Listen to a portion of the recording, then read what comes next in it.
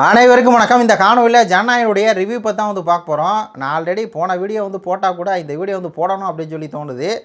அதாவது ராவண மவன்டா ஒத்தைய நிற்கிற யமன்டா அப்படின்னு சொல்லி அந்த பாட்டை பார்த்தோன்னே அந்த பாட்டு வந்து என் மண்டையில் ஓடிக்கிட்டே இருக்குது.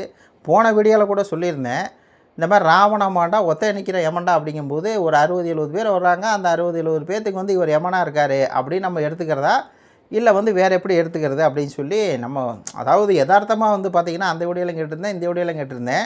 அந்த வீடியோவில் நம்ம வந்து பார்த்திங்கன்னா போனோம், திண்டுக்கல் போயிட்டு ஒரு 9 மணி போல் வந்தோம். ஒரு 10 மணிக்குள்ளே பார்த்திங்கன்னா ஒரு வீடியோ கண்டிப்பாக போட்டணும் அப்படின்னு சொல்லி நம்ம எக்ஸ்பீரியன்ஸை உடனே சொல்லணும் அப்படின்னு சொல்லி திண்டுக்கல் போய் பார்த்துட்டு வந்து உடனே வீடியோ பேசி அதை எடிட் பண்ணி அப்லோட் பண்ணோம். அது பார்த்துருப்பீங்க, விமல்ஸ் வாய்ஸில் வந்துருக்கு. இதில் என்னென்னா அது நம்ம பேசப்படாத பல செய்திகளை வந்து இந்த காணொலி நம்ம பேசணும். மெயினாக அந்த படம் வந்து ஃப்ளாப்பா அப்படின்னா ஃப்ளாப்பு, இந்த படம் குப்பையா அப்படின்னா இந்த படம் குப்பை.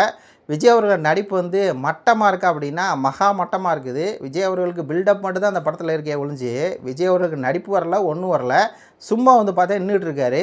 சில சீன்களில் நடனம் ஆடிக்கிட்டு இருக்காரு தளபதி கச்சேரிக்கு. அந்த கச்சேரிக்கு என்ன பண்ணுறாரு, டான்ஸ் ஆடுறார். அது ஒன்று தான், அந்த டான்ஸும் கூட ஒரு உருப்படியாக இல்லை அப்படிங்கிற மாதிரி இருக்குது. மற்றபடி படத்தில் விஜய் அவர்கள் நடிகராக பார்க்கும்போது அவர் நடிப்பே சுத்தமாக வரல. அப்படியே ஒரு பொம்மை மாதிரி, ஒரு சிலை மாதிரி, சில இடங்கள்லாம் வந்து அப்நார்மல் நடிப்புகளை வந்து அவர் வந்து காமிச்சிருக்காரு. சம்பந்தம்லாம் இடத்துல சம்பந்தம் டைலாக்லாம் பேசிக்கிட்டு இருக்கார்.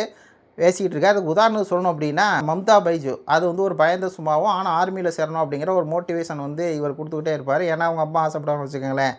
அப்படி போகும்போது திடீர்னு ஒரு அகாடமிக்கு போவார். அங்கே போனால் ஒரு ஸ்கூல் இருக்கும். அந்த ஸ்கூலில் போனால் பேட் டச் குட் டச்சை பற்றி சம்மந்தம் இல்லாமல், அதாவது இவருக்கு நடிப்பு வரலை, பேச்சு வரலை, ஒன்றும் வரலை. அந்த படத்தில் ஃபைட்டும் வந்து ஒழுங்காக இல்லை, டான்ஸ் வந்து ஓரளவுக்கு இருக்குது. மற்றபடி மியூசிக்கை வச்சு இந்த படத்தை வந்து அப்படி இப்படி வந்து தேத்தி வந்திருக்காங்க. கதையும் கிடையாது, ஒன்றும் கிடையாது. விஜய் அவர்கள் வந்து பார்த்திங்கன்னா இந்த படத்தை நடிக்கிறதுக்கு நடிக்காமலே இருந்திருக்கலாம்.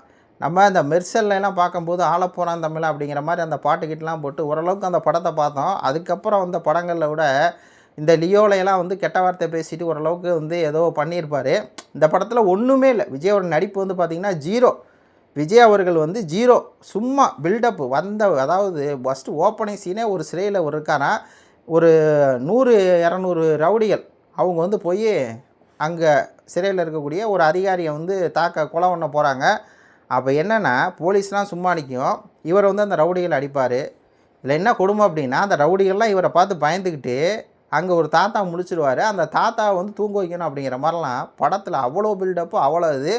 ஒன்று மட்டும் உறுதி, இந்த படத்தில் விஜய் அவர்கள் வந்து நடிப்பு சுத்தமாக இல்லை அப்படிங்கிறத நம்ம வந்து சொல்ல வேண்டியிருக்குது. சரி, இதை நம்ம மட்டும் தான் சொல்கிறோமா அப்படின்னா நம்ம மட்டும் சொல்ல கிடையாது. புளு சட்டை மாறன் விஜயோடைய அப்படியே ஒரு செம்பார் பாப்பில் நான் சீமானுக்கு எதிராகவே ட்விட் போட்டு இருப்பாப்பில் அந்த மாதிரி இருக்கக்கூடிய இந்த ஆள். அந்த ஆள் என்ன சொல்கிறாப்புலன்னா படத்தில் கதையும் இல்லை, ஒன்றும் இல்லை, இந்த ஹீரோயினி கேரக்டர்லாம் வந்து வேஸ்ட்டு, ஹீரோயினி கேரக்டர் வேஸ்ட்டு, சம்மந்தம் இல்லாமல் இவங்க வந்து ஆர்சி வார் அப்படின்னு சொல்கிறாங்களா, அந்த மாதிரிலாம் வச்சு நம்ம தலையை தான் வந்து என்ன பண்ணுறாங்க, போர் கதையே வந்து பார்த்திங்கன்னா ஒரு இதாக இருக்குது. அந்த இராணுவம்லாம் வந்து அந்த ஆர்சி வாரை வந்து தாக்க முடியலை. ஆனால் விஜய் வந்து ஒற்றை மனிதனாக போய் அதெல்லாம் இது பண்ணுறாரு அப்படிங்கிற மாதிரி இந்த இதே சரியில்லை.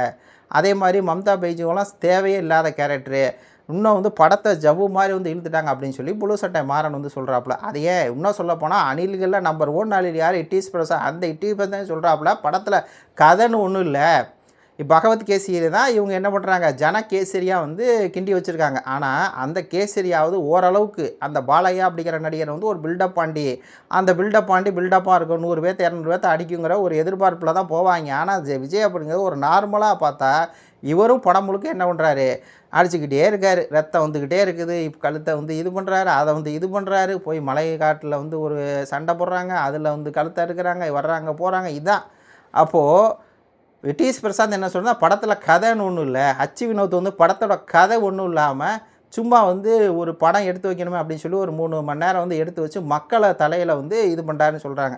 அதே மாதிரி தான் பல ரிவ்யூகள் வந்து பார்த்திங்கன்னா விஜய் ஆதரவாக ரிவ்யூவரே வந்து படம் சரியில்லை அப்படிங்கிறாங்க. அப்போ நம்ம பார்த்த நம்மளுக்கு எவ்வளோ தூரம் இருக்கும் அப்படின்னு சொல்லி பார்த்துங்க. படத்தில் வந்து ஒன்றுமே இல்லை. சரி, இப்போ வந்து விஜயோட நடிப்பு வந்து சரியில்லை அப்படின்னு சொல்லி பார்த்துட்டோம், படமாகவே சரியில்லை. அது மாதிரி தேட்டரும் ஆடியன்ஸும் வந்து பார்த்திங்கன்னா குறைஞ்சிருவாங்க. ஏன்னா 3 மணி நேரம்லாம் உட்காந்து யாராலையும் பார்க்க முடியாது. இது பார்த்தாச்சு. இதில் என்னென்னா இதில் கதை அப்படிங்கும்போது என்னங்க, ஒரு பிரச்சனை, அந்த பிரச்சனையை தீர்க்கிறதுக்காக வந்து படத்தோட இது தீர்க்கும். ஆனால் அது மாதிரிலாம் எதுவுமே இல்லை. ஒன்லி கதை ஆரம்பிச்சு வந்து பில்டப்பாக போயிட்டுருக்கு விஜய்க்கு ஒரு பக்கம். இன்னொரு பக்கம் அந்த வில்லனுக்கு வந்து பார்த்திங்கன்னா வில்லனோ பாபி டியோலோ விஜயும் பிரகாஷ்ராஜ் 3 பேருமே மதுரையில் என்ன பண்ணுறாங்க, அவங்க 2 பேர் வந்து போலீஸாக இருக்காங்க. பாபிடியாலும் விஜயும் போலீஸாக இருக்காங்க. பிரகாஷ்ராஜ் வந்து பார்த்திங்கன்னா ஒரு கட்சியோட மாவட்ட செயலாளர் இருக்கார். இந்த பிரகாஷ்ராஜ் வந்து பார்த்திங்கன்னா இந்த கள்ளசாராயம் விற்கிறாரு. அதில் வந்து சாகுறாங்க மக்கள். அதுலேருந்து பார்த்திங்கன்னா இந்த பொள்ளாச்சி இந்த இது என்னது, ஆமாம், தூத்துக்குடி துப்பாக்கி சூடு மாதிரி வந்து ஒரு துப்பாக்கி சூடு நடக்குது. இதுக்கெல்லாம் காரணம் இந்த மாவட்ட செயலாளர் அப்படிங்கிற இந்த பிரகாஷ்ராஜ். இந்த பிரகாஷ்ராஜை ஃபஸ்ட்டு பிடிக்கிறதுக்கு டிசியாக வர்ற வில்லன் பாபிடியில் வர்றாரு. ஆனால் அவர் மதுரைக்காரர் தான். ஆனால் அவர் வந்து ஆப்பிரிக்கா போனார், பாகிஸ்தான் போனார்னு சொல்லி சம்மந்தம் இல்லாமல் கதை எடுத்து வச்சுருக்காங்க. அவர் என்ன பண்ணுறாருன்னா, அவர் என்ன பண்ணுறார், பாபிடியல் வந்து இந்த மாதிரி அட்டுழியம் பண்ணிகிட்டு இருக்க பிரகாஷ்ராஜை போய் கைது பண்ணலான்னு போகிறாரு. ஆனால் பிரகாஷ்ராஜ் வந்து பாபிடியோவில் அசிங்கப்படுத்தி அவர் வந்து எதுவுமே பண்ண மாட்டாரான்.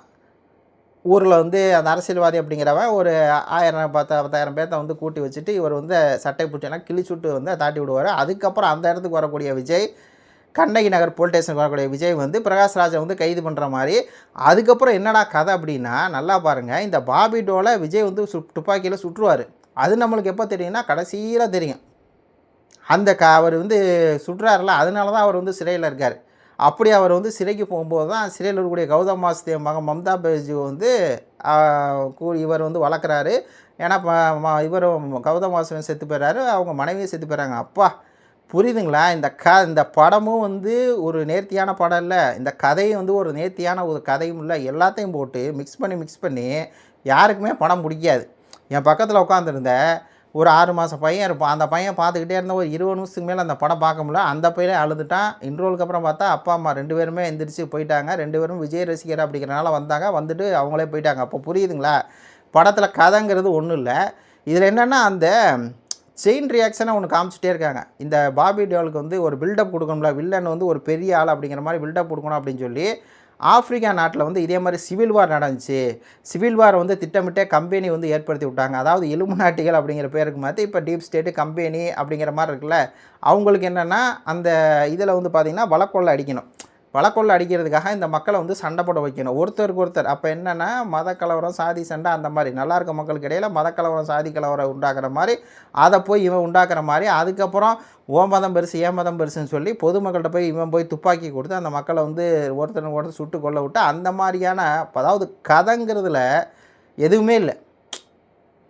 அதுக்கப்புறம் வந்து தன்னிச்சையாக சுடுற மாதிரி வந்து பார்த்திங்கன்னா ஒரு கன்ஸு, அதில் வந்து பார்த்திங்கன்னா ஒரு ரோபோட்ஸு, அந்த மாதிரி சம்மந்தம் இல்லாத அளவுக்கு படத்தை வந்து இழுத்து ஜவ்வு மாதிரி எல்லாம் போட்டு இழுத்து கடைசியில் என்னென்னா இந்த ஒரு சளியில் அப்படி இந்த அழிவு, இந்த எம்எம் அப்படிங்கிற ஆப்ரேஷன், அதான் அழிவு கிழிவுன்னு இருக்காங்களா, அந்த ஆப்ரேஷனில் என்னென்னா வந்து தமிழ்நாட்டில் அதே மாதிரி பாபி டால் வந்து தமிழ்நாடு, இந்தியா வந்து அழிக்கணும். அதில் மெயினாக தமிழ்நாடு அழிக்கணும் அப்படின்னு சொல்லிட்டு தமிழ்நாடு முதலமைச்சர் முக்கியமான ஆட்கள்லாம் வந்து ஹைஜாக் பண்ணி வச்சுக்கிட்டு இங்கே மதக்கலவரத்தை அவங்க திட்டமிட்டு ஏற்படுத்துவாங்க. இந்துக்களுக்கு எதிராக முஸ்லீம் பேசுகிற மாதிரி, முஸ்லீம்களுக்கு இந்துக்கள் பேசுகிற மாதிரி இவங்களே ஆள் செட்டப் பண்ணி வச்சு பேசிவிட்டு அதுக்கப்புறம் அவங்களுக்கு மதக்கலவரத்தை உண்டாக்கி அதுக்கப்புறம் இந்துக்களாக இருக்கவங்க முஸ்லீமோட மசூதி அடிக்கிற மாதிரி, மசூதியை வந்து இப்போ இந்துக்கள் உடைக்கிற மாதிரி, கிறிஸ்டின்ஸ் அதே மாதிரி இந்துக்களுடைய சர்ச்சை இப்படியெல்லாம் வந்து இது பண்ணி கடைசியில் என்ன சண்டை போடும்போது விஜய் வந்து போய் அந்த சண்டையை வந்து போட விடாமல் போலீஸ்காரங்களை வந்து நல்லவங்களாக மாற்றி எப்போ அதில் வேறு இந்த புஷியானதான் நடிக்க வச்சு. ஆக்சுவலாக இந்த கதைன்னு ஒன்று இருக்குல்ல, இந்த கதையிலே விஜய் அவர்கள் வந்து இஸ்லாமியர்களுக்கு எதிராக தான் எடுத்துருக்காரு. பாகிஸ்தான் தீவிரவாதிகளை வந்து காட்டுவாங்க சம்மந்தமே இல்லாமல். அவங்க என்ன நோக்கத்தோடு இருக்காங்கன்னா இந்தியாவை அழிக்கணும், இந்தியா வந்து பாகிஸ்தானை மாற்றணும்னு சொல்லி. அந்த ஆட்கள் வந்து மதுரையில் இந்த பாபேடியாளுக்கு வந்து பாம் வைக்கிற மாதிரி சம்மந்தம்லாம் புரியுதுங்களா? படமே சரியில்லை, படமே ஒரு குப்பை தான். அதனால தான் இந்த படத்தை நம்ம என்ன பண்ணுறோம், ரிவ்யூ பண்ணுறோம். நான் முன்னாடியே சொன்ன மாதிரி படம் வந்து குப்பைன்னு சொல்கிறோம். முன்னாடியே நான் சொன்ன பாருங்கள், படம் நல்லா இருந்துச்சுன்னா நல்லா இருந்துன்னு சொல்லியிருப்பேன், படம் நல்லா இல்லைன்னா நல்லா இல்லைன்னு சொல்லுவான். ரெண்டுமே நல்லா இருக்குன்னா சூப்பராக இருக்குப்பா, நல்லா இருக்குது, விஜய் நல்லா இது பண்ணியிருக்காரு, அப்படி எதுவுமே இல்லை. எந்த சீன்லேயுமே வந்து ஒருத்தான இந்த சீன் வந்து தரமாக இருந்துச்சுடா. அதாவது இந்த கரூர் சம்பவம் கூட இந்த படத்தில் இருக்குன்னு சொல்லி நக்கீரன் கோபால்லாம் சொன்னாப்புல. கரூர் சம்பவம்லாம் வேலையே இல்லை, நம்மளை சம்பவம் பண்ணிட்டார் இந்த படத்தில். கரூர் சம்பவத்தில் அந்த ஷூட்டிங் எடுத்தாங்க அப்படின்லாம் வந்து இவங்க செய்தி சொன்னாங்கல்ல, அதெல்லாம் இல்லை இந்த படத்தில் இல்லை. ஒரு வேளை அவங்க எடுத்தாங்களா, அதை வந்து இந்த படத்தில் வைக்கலையா அப்படிங்கிறது வேறு. ஆனால் நம்ம படத்தை பார்க்கும்போது கரூர் சம்பவம்லாம் வந்து இந்த ஃபுட்டேஜில் வந்து இல்லை. இதில் என்னென்னா அந்த பேரே வரலாறு ஜனநாயகத்தை அழிக்க முடியாது, இந்த ஜனநாயகம் அழிக்க முடியாது, இந்த மாதிரியான ஒன்லி பில்டப்புக்கு தான் ஒன்று இருக்குது. விஜயோடைய ரசிகர்களே போய் உட்காந்தாலும் இந்த படத்தை வந்து பார்த்திங்கன்னா பார்க்க முடியாது. 3 மணி நேரம் அவ்வளோ படம் வந்து மொக்கையாக இருக்குது. மொக்க படம் தான் அப்படின்னு சொல்லிட்டு இந்த காணொலியை முடிச்சுக்கிறேன். நன்றி, வணக்கம்.